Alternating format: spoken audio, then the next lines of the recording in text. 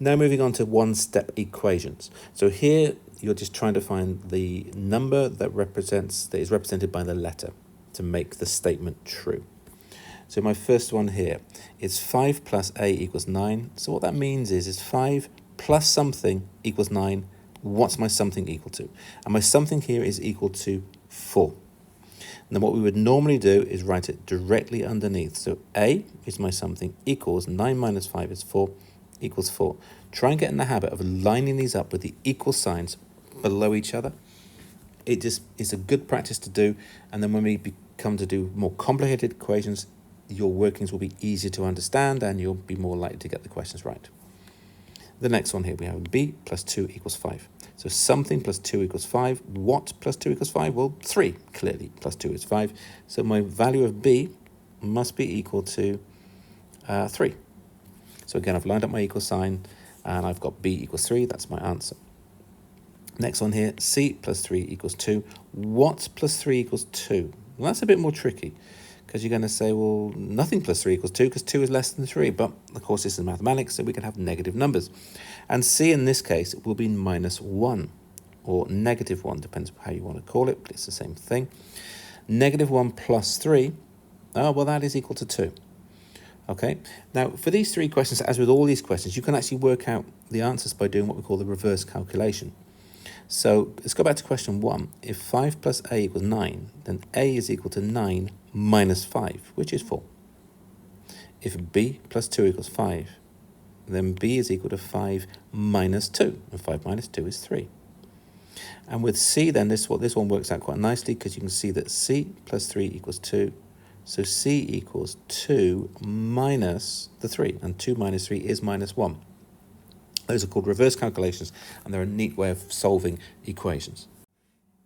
This next one looks a little bit strange. It's 4 plus d equals 0. So 4 plus what equals 0?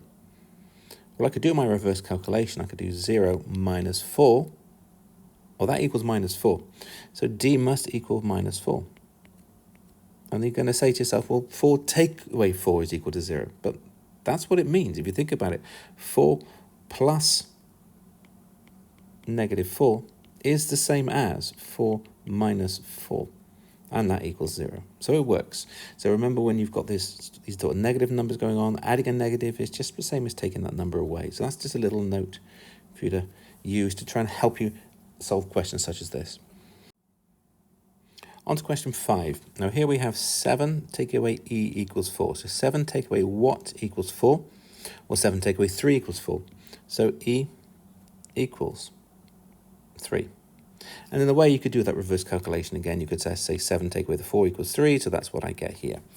We'll revisit that when we solve more complicated equations, and you'll kind of see it in a slightly different way. But at the moment, you can probably just play guess what's the number. 7 take away what is 4? 7 take away 3. The next one here, we can do a reverse calculation on it easily. We say something, in this case f, take away 3 equals 1. What is my something? Well, my something must be equal to 4. 3 plus 1 is 4. It kind of makes sense. So f equals 4. 4 take away 3 is definitely 1. The next one, be careful. You might have thought it's the same question, but it's definitely not. Because here we've got g minus 3 equals negative 1. I want to add 3 to both sides. I want to add 3 to this, really. Okay, and that's going to give me 2. Now let's just look at that again. G equals 2. 2 take away 3 is minus 1. That should make sense. If you think about a number line, let's do a temperature scale going up. We have the positive temperatures up here, and we have the negative temperatures down here. We have 0 here. Let's mark on our 2. And let's say we take away 3. If we're taking away 3, we're going to go past 1. We're going to go past 0. So we're going to go 1, 2, 3. We're taking away 3, and we've ended up at negative 1. So you can see on my little diagram here that 2 take away 1, 2, 3 gives me minus 1. So but g must be equal to 2. That's our starting figure here. And then the final one here, we have 3 take away h equals 5. 3 take away what is 5? This is a bit more tricky, but hopefully you managed to work out that h must be equal to negative 2. And And the reason for that one is, if you think about it, 3 take away negative 2. What is that equal to? If you're taking away a negative, it's the same as adding that number. So that is equal to 3 plus 2, and 3 plus 2 equals 5. Again, take a little moment to reflect on all of these questions before you move on to the final ones. Okay, now we've got multiplying. Now here, the first two questions, I use the multiplication symbol. It looks like a big X. And then the others, they don't have it, but it all means the same thing. So what I've got in the first one, I've got 5 times something, or 5 times A equals 10. So my something must be equal to 2. So I can write that straight underneath, that A equals 2. Remember that 5 times A is just equal to 5A. In algebra, we normally write that. We normally don't write the multiplication symbol if two things are stuck together. If they're next to each other, we just write it like that. The next one here, B times 3 equals 12.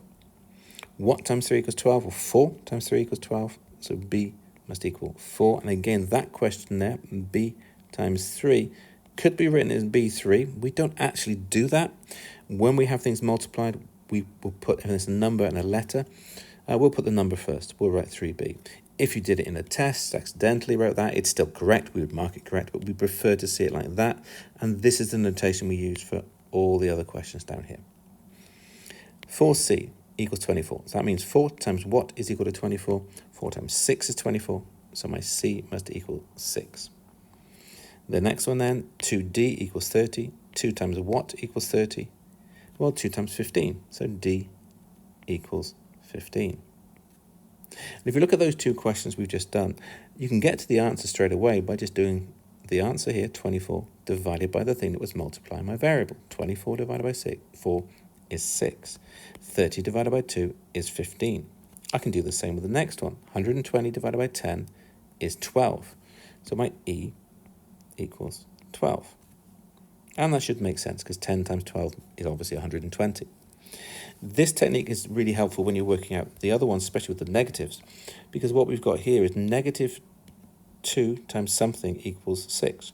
So my something, in this case it's called F, is equal to the 6 divided by the negative 2.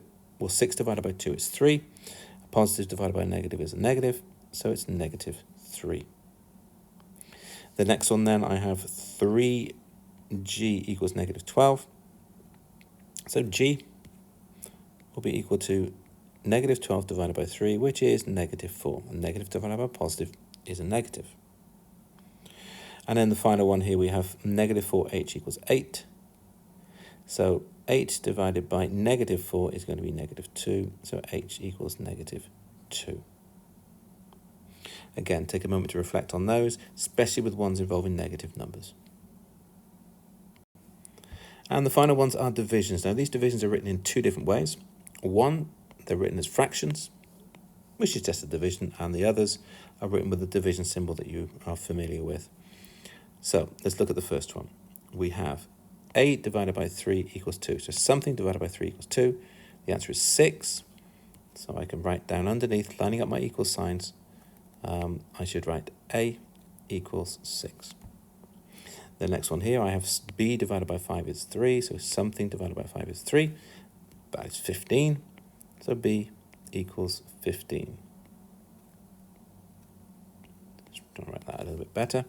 Okay, looking at these two, you can get to the answer straight away by doing the opposite of what is happening to my variable here. A is being divided by 3, so I multiply by 3. 3 times 2 is 6. B is divided by 5, so I multiply by 5. 3 times 5 is 15. This one's a little bit more tricky, but what I've got here is 12 divided by something equals 2. Well, that must be 6. 12 divided by 6 is 2, and it's basically just 12 divided by that. So C is equal to 6, and I write that with my equal signs lined up. My next one, 24 divided by what is equal to 8? Well, that's going to be 3, as 24 divided by 8 is 3. So D is equal to 3. Moving across to the right, they're not written as fractions now, they're written just with a division symbol, but the maths is still the same. So something divided by 4 is equal to 9. 9 times 4 is 36, so E must be 36. 36 divided by 4 is indeed 9. Next one, 50 divided by what is 10? Well, clearly that's going to be 5. And you know that 50 divided by 10 is 5, so f must equal 5.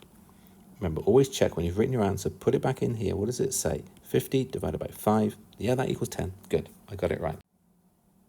Finally, we got a couple of questions involving decimals. Don't be scared of those. They're just numbers. Here we have with number 7, we have g divided by 2 equals 1.5. So something, when I divide it by 2, is 1.5.